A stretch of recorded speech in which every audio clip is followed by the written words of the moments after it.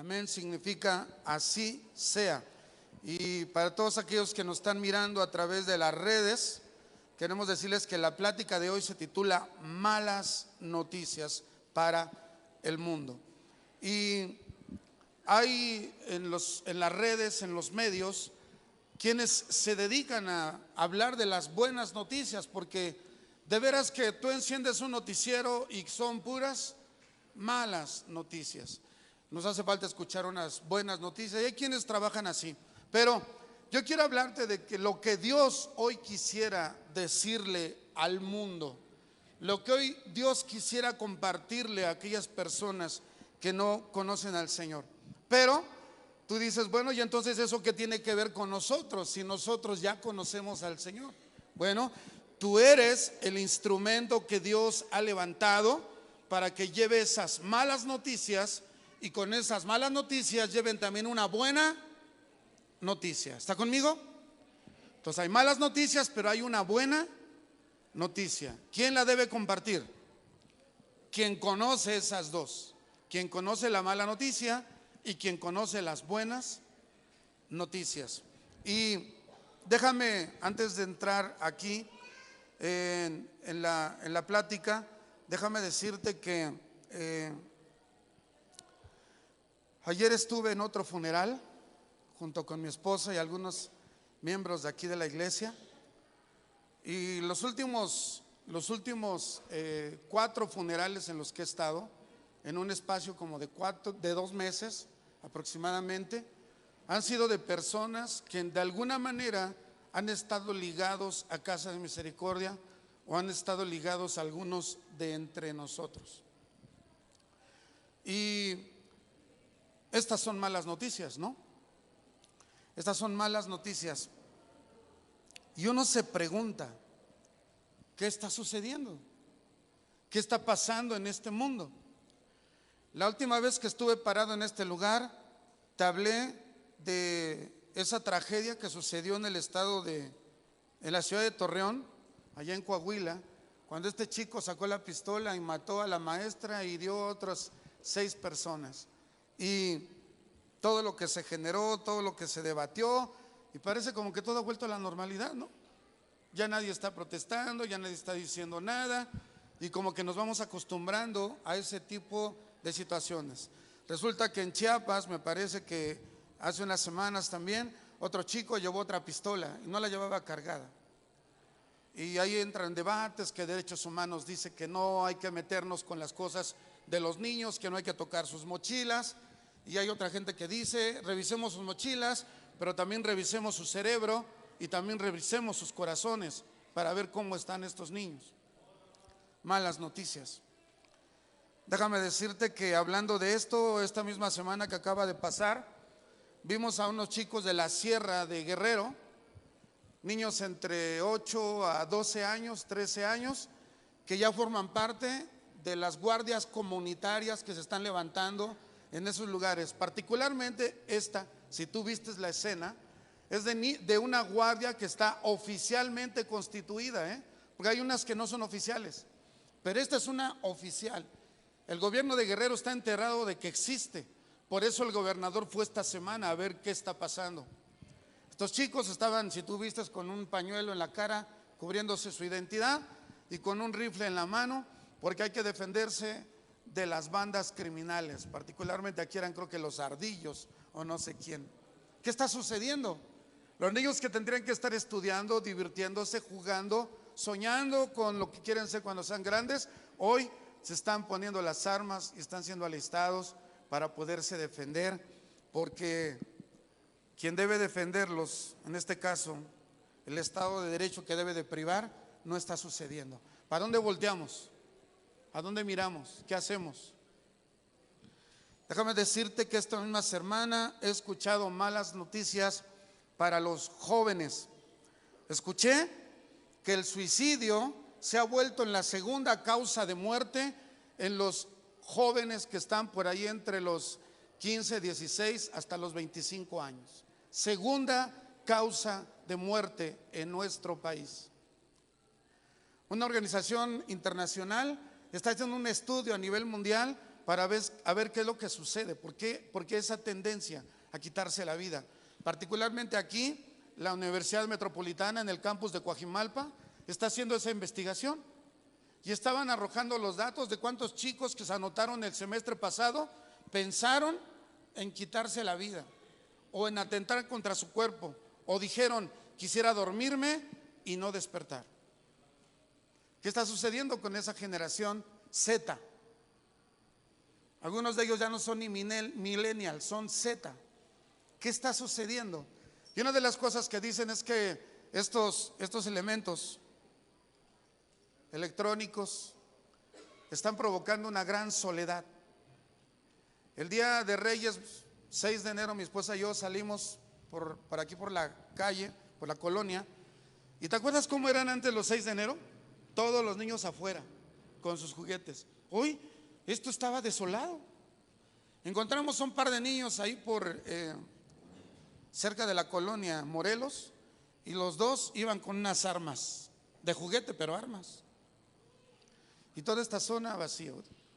Seguramente estaban con el teléfono, con la tableta, con la computadora, con el ordenador. Y esto provoca una gran soledad, porque a veces puedes ver en la habitación, en la sala o en el comedor 4 o 5 personas entre adultos y niños, y todos con una tableta o con un teléfono, y todo el mundo en su mundo. Malas noticias.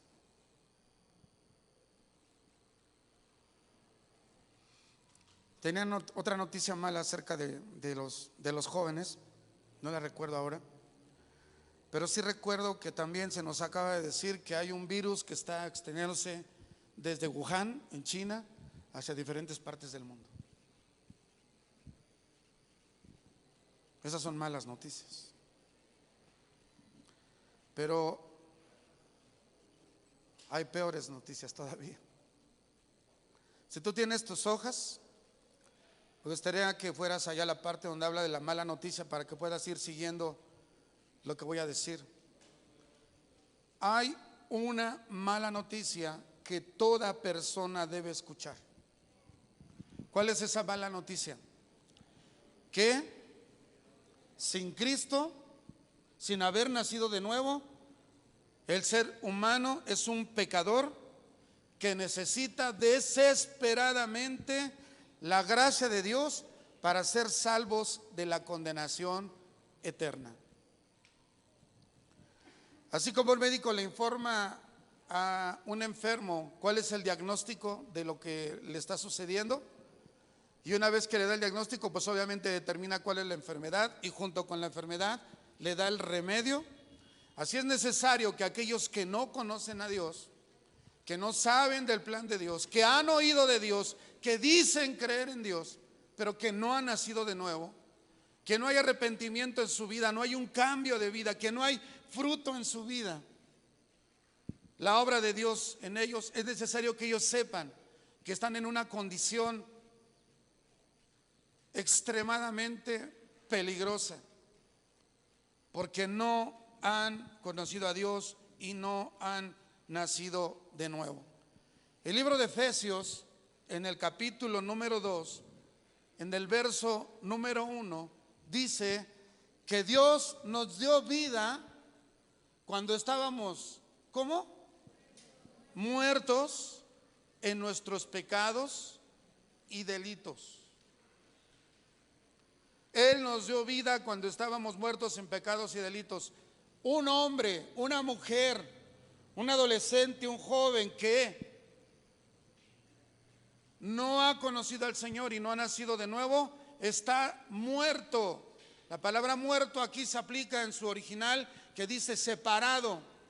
Está muerto en sus pecados y en sus delitos.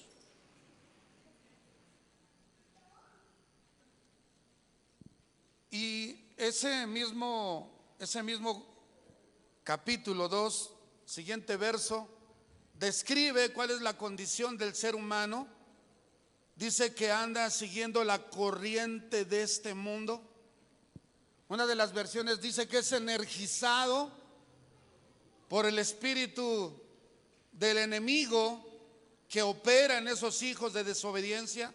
Me llamó la atención la palabra energizado, porque quiere decir que le da la fuerza, le da la energía, le da el empuje para vivir en esa condición de muerte. La persona que está muerta en delitos y pecados no tiene la libertad para pecar o no pecar, simplemente peca, no tiene otra, porque no ha sido libertado del poder del pecado. Esa es la más grande y la más mala, noticia, la peor noticia que una persona debe de conocer, que separado de Dios está muerto en pecados y en delitos. El siguiente verso dice que Dios muestra su amor para con nosotros en que siendo aún pecadores, Cristo murió por nosotros. Esa es la buena noticia. Pero escucha, nadie va a valorar la buena noticia si no conoce antes la mala noticia. Porque la palabra dice que aquellos que están muertos en sus pecados y delitos pueden morir físicamente y se va a separar su cuerpo de su alma. Pero lo que sigue después es una muerte eterna. Es una separación eterna de parte de Dios para con ellos. El apóstol Pablo, antes de exponer el evangelio en su carta a los romanos, dedica la mayor parte de los 3 primeros capítulos a hablar de 3 cosas. Número 1, la justa ira de Dios. Número 2, la pecaminosidad del hombre. Y número 3, la incapacidad que tenemos para salvarnos a nosotros mismos. Ahí en la hoja le puse 3 lecturas. Le pido que me ayuden con la primera. Si usted tiene su Biblia, vaya al libro de Romanos en el capítulo número 1, en el verso número 18. Unos versos anteriores el apóstol Pablo ha dicho: porque no me avergüenzo del evangelio, porque es poder de Dios para salvación, al judío primeramente y también al griego. Esto es para toda la humanidad. Diga conmigo, por favor: el evangelio es poder de Dios para salvación. Y unos versos adelante, vea lo que dice el verso número 18 de Romanos capítulo número 1. Dice: porque la ira de Dios es manifestada desde el cielo. Leyó bien, porque parece que escuchamos muy continuamente que Dios es amor.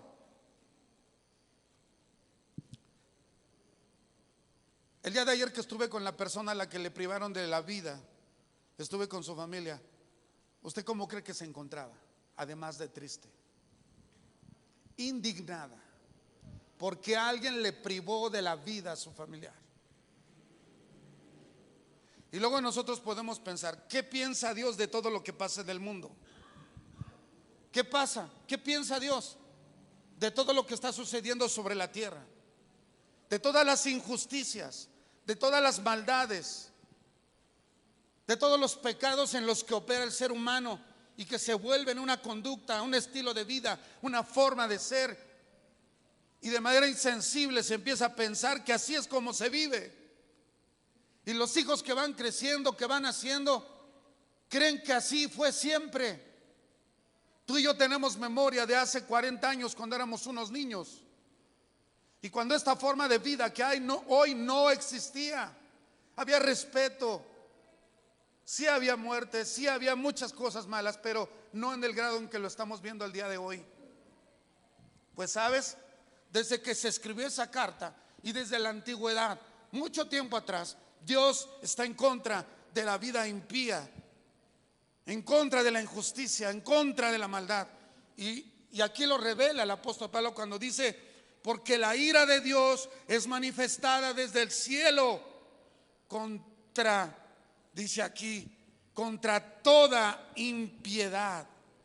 La impiedad es aquella vida que está lejos del plan de Dios, de la voluntad de Dios.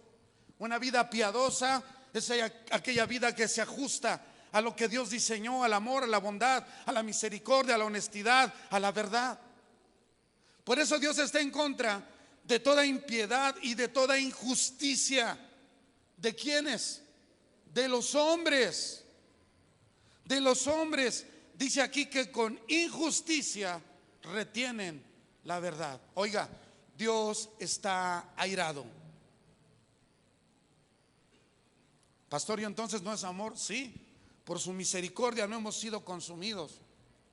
Por su misericordia es que tú y yo conocimos la salvación y Él trajo un cambio de pensamientos, produjo arrepentimiento y hoy nos tiene cuidando, no, ocupados, perdón, de nuestra salvación con temor y con temblor.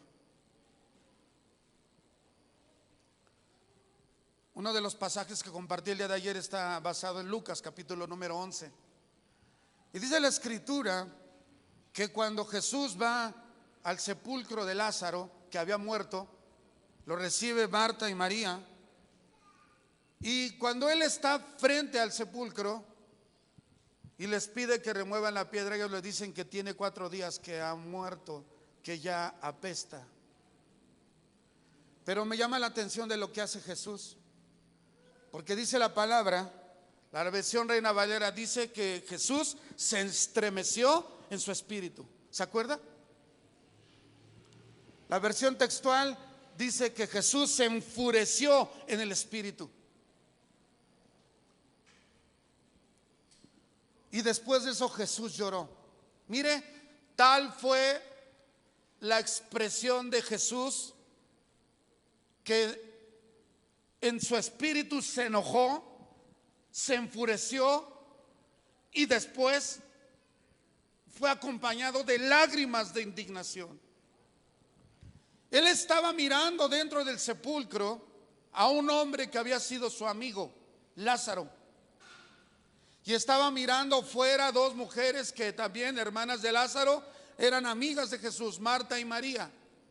Y Jesús estaba viendo lo que la separación del alma y del cuerpo había provocado. Había un hombre muerto dentro de esa tumba. Tú sabes lo que eso significa.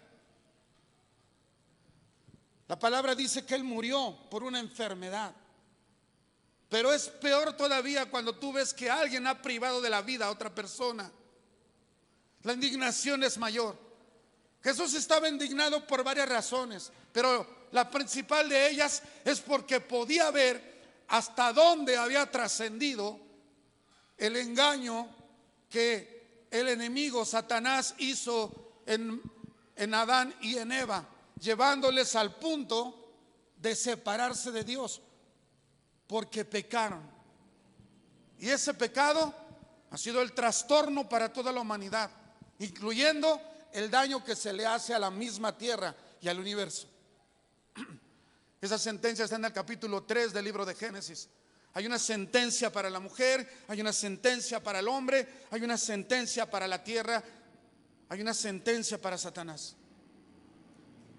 Pero yo no sé cuántos pueden decir conmigo: gracias sean dadas a Dios por nuestro Señor Jesucristo. Jesucristo, el postrer Adán, el nuevo Adán, que nos ha transmitido su vida. Nosotros no somos pecadores arrepentidos, somos personas recreadas. Cristo vive en nosotros. Pero hay gente que no conoce esta mala noticia, que Dios está enojado, que está airado contra todos aquellos que con injusticia detienen la impiedad y la aplicación de la justicia. En segundo lugar, la palabra nos habla allí en el libro de Romanos, capítulo 1, verso 28 y 29, acerca de la maldad del ser humano. Nada más déjeme citar el 21, lo estaba olvidando.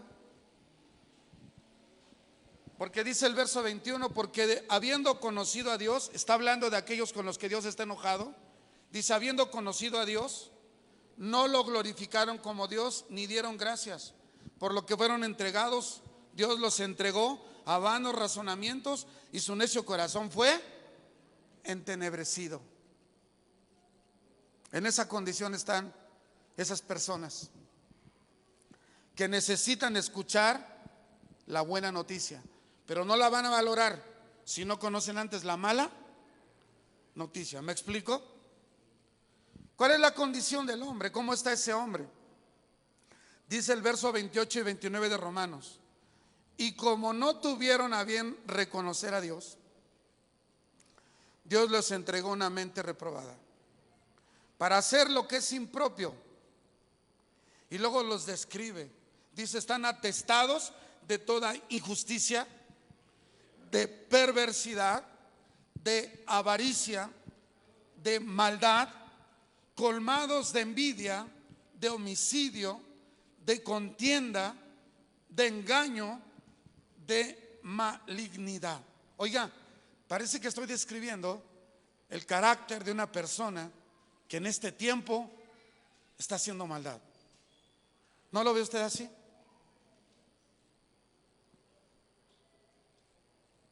Ellos necesitan saber que hay una mala noticia sobre ellos, que están atrapados, que por sí solos ellos no pueden salir de ahí. Mire lo que dice el verso 21: porque habiendo conocido a Dios, no lo glorificaron como a Dios. Pero voy a saltar ahora al verso 32 de Romanos 1. Dice: quienes habiendo entendido el pronunciamiento de Dios, que los que practican tales cosas son dignos de muerte. No solo hacen esas cosas, sino que también dan plena aprobación a los que los practican.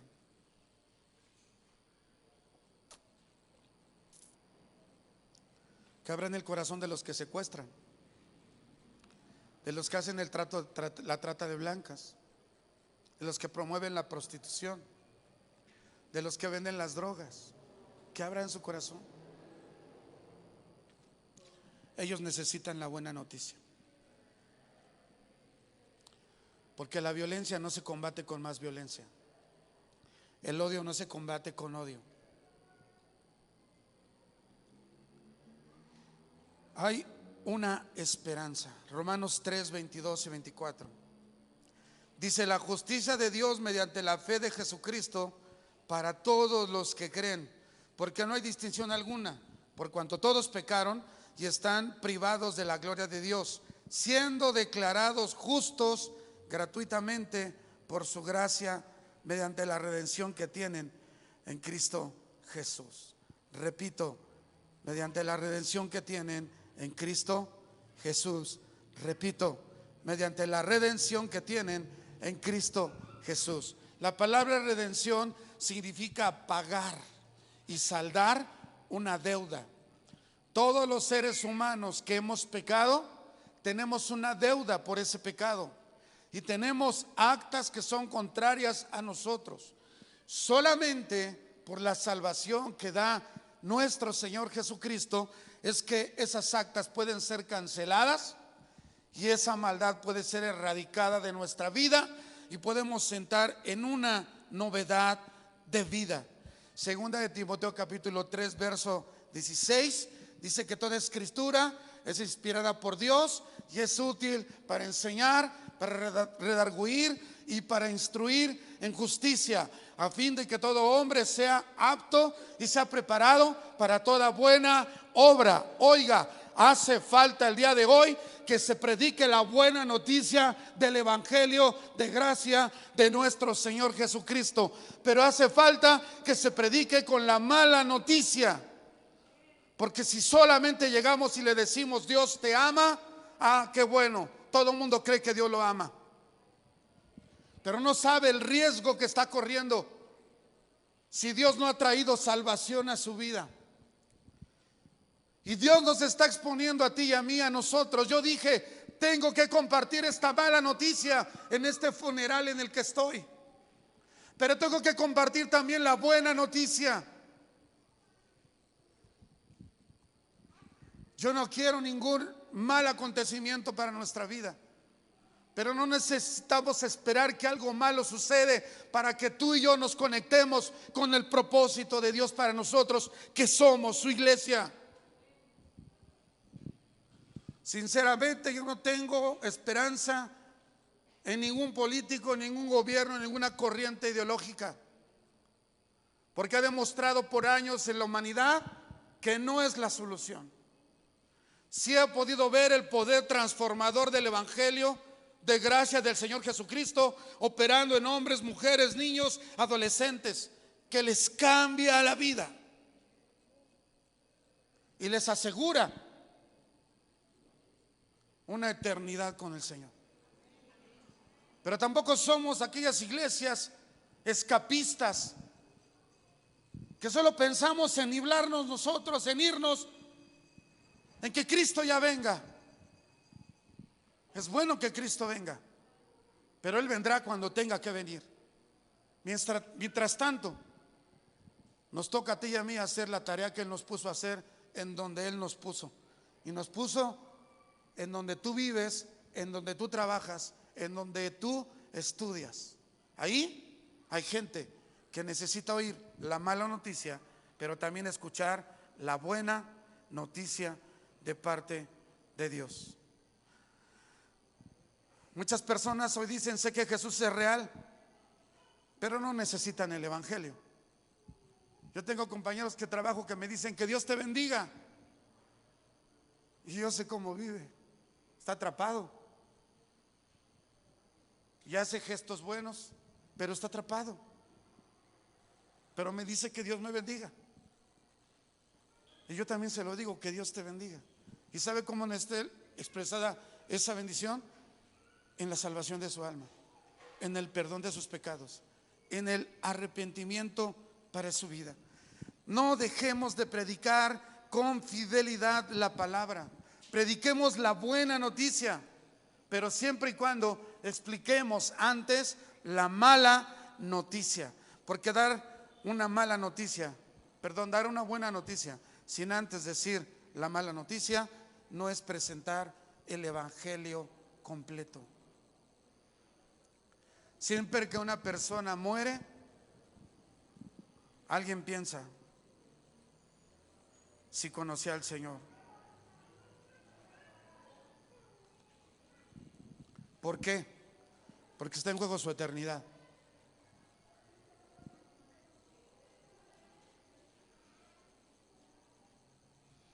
Quiero pedirle al grupo de alabanza que me ayude, que venga acá. ¿Se dieron cuenta que nos enseñaron una canción? La penúltima, o ya la habíamos cantado. No he terminado, pero quiero hacer un paréntesis, ¿me permite? Y para lo que sigue, yo quiero invitarle a que vaya al Evangelio según San Mateo capítulo 5 y ubique el verso número 14. Ayúdenme todos los que estaban cantando, por favor.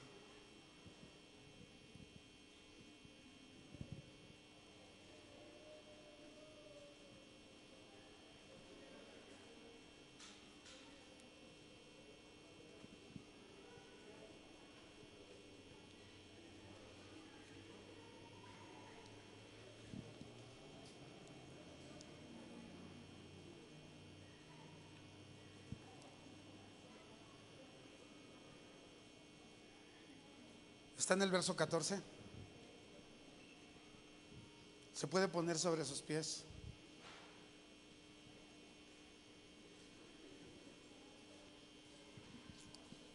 La primera línea, ¿qué dice?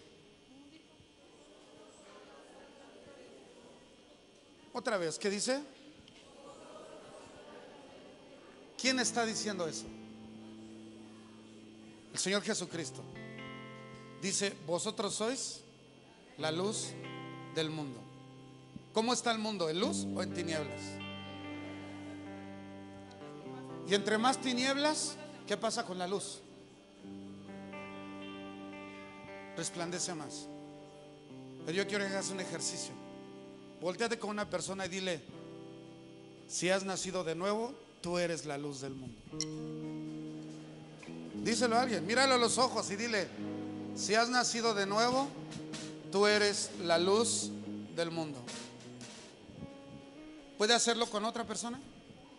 Mírale a los ojos y dile: si has nacido de nuevo, tú eres la luz del mundo.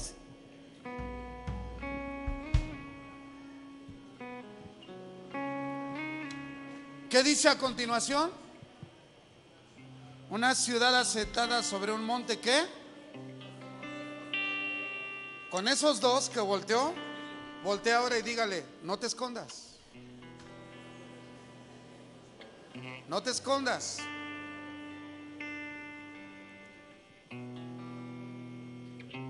¿Está alguno entre nosotros que pueda ayudarnos a atender a esta persona que está en una crisis? ¿Habrá alguien aquí que nos pueda ayudar?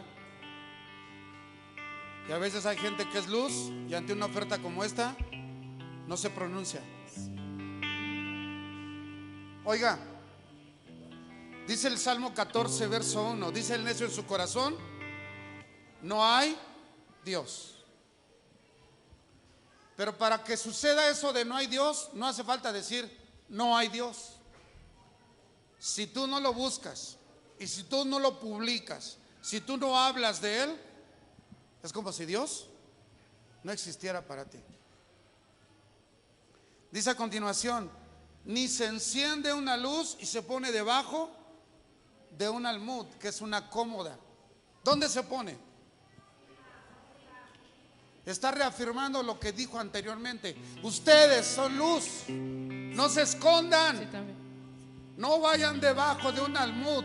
No, pónganse donde Dios los ha puesto, en un candelero, en la parte alta, ahí. Y el verso 15 es revelador y está adorando porque Dios te traiga revelación de lo que dice ahí. Dice: ni se enciende una luz debajo de un almud, sino sobre el candelero y alumbra. No dice alumbra la casa. ¿Qué dice? No dice a unos cuantos. Alumbra a todos los que están en casa.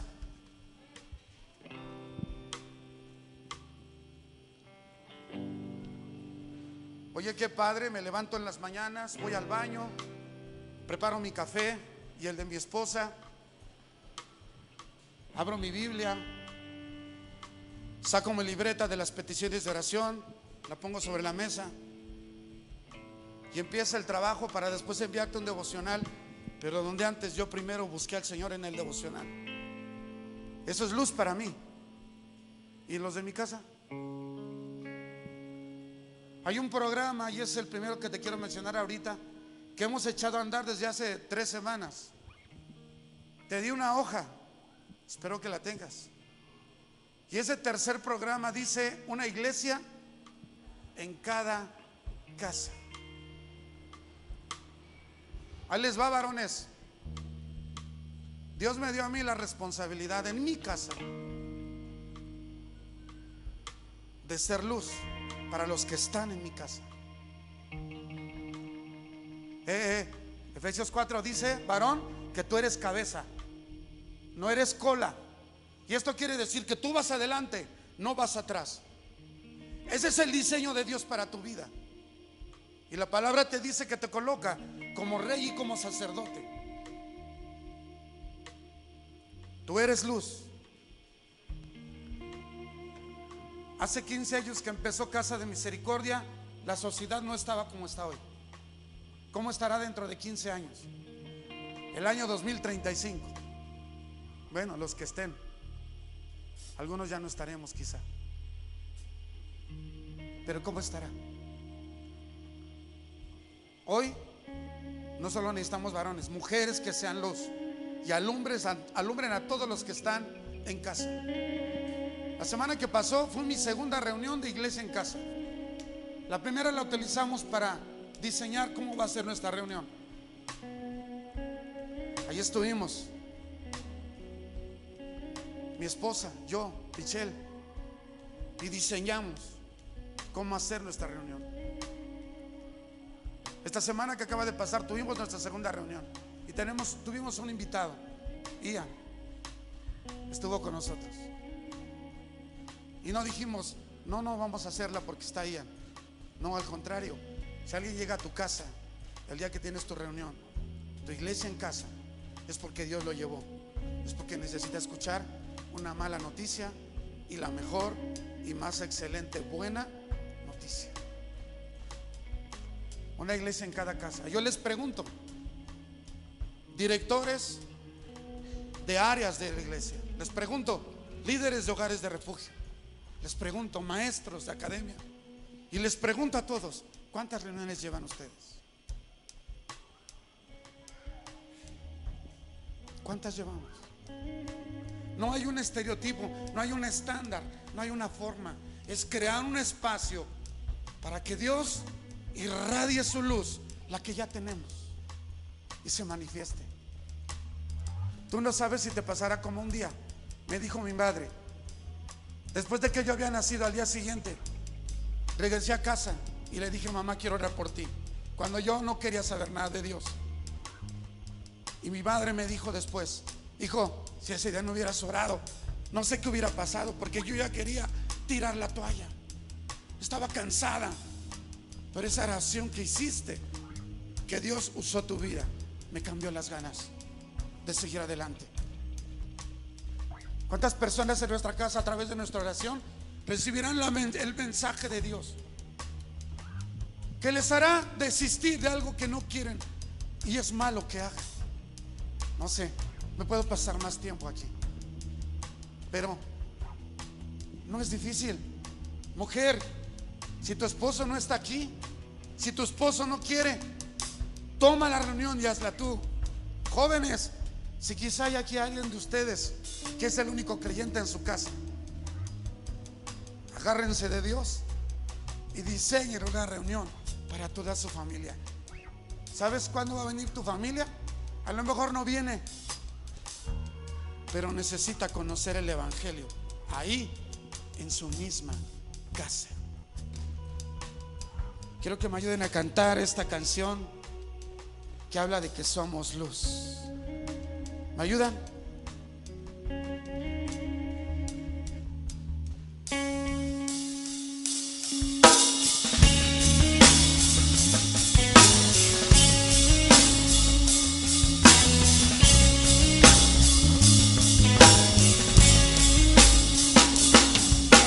No esperaré a ver los muros caer, se derribarán ante tu nombre. Hay una canción que fluye en todo mi ser y sin temor lo declararé. Eres la luz, vences tinieblas, nada te para. Eres el Dios de promesas, se cumplirá cada palabra. No hay quien te detenga, eres el Dios de promesas.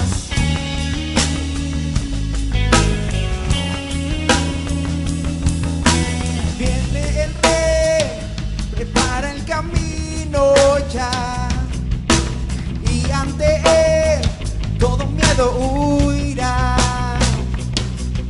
Cadena rompió, Cristo dio libertad, y sin temor, y aquí está. Eres la luz, vences tinieblas, nada te para. Eres el Dios de promesas, se cumplirá cada palabra. No hay quien te detenga,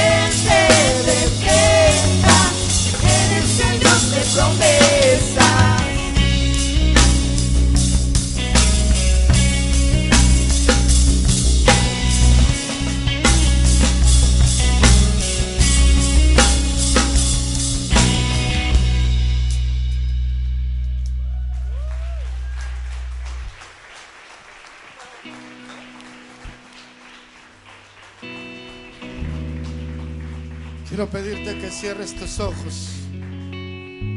Cierra tus ojos. El pecado y lo que el pecado produce es terrible. Tenemos delante de nosotros 3 familias que quizá quieren escuchar la respuesta de por qué pasó lo que pasó, por qué sucedió lo que sucedió, por qué privaron de la vida a mi familia. ¿Sabes? Dios tiene palabra para cada una de esas personas, pero hay una urgente necesidad de que hombres, mujeres renacidos, recreados, publiquen la mala y la buena noticia.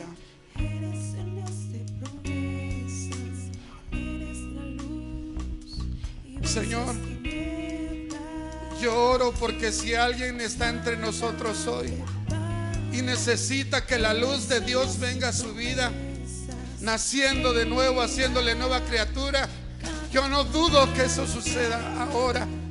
Que haya personas que en este momento estén siendo tocadas por Dios para poder saber que tú, Señor, tienes un plan de salida, de salvación en medio de esa mala noticia. Señor, sé que Cristo es la respuesta a la ira de Dios. Sé que Cristo ha sido la respuesta y ha hecho lo necesario y lo suficiente para que eso suceda. Señor, aquí estamos esta mañana. Señor, aquí estamos esta mañana. Nosotros te necesitamos. Necesitamos tu manifestación, la manifestación de lo que ya nos has dado, la manifestación de lo que ya has hecho, pero que hace falta que sea evidente a nuestro alrededor, porque a nuestro alrededor hay personas que necesitan escuchar la mejor y más grande noticia de salvación.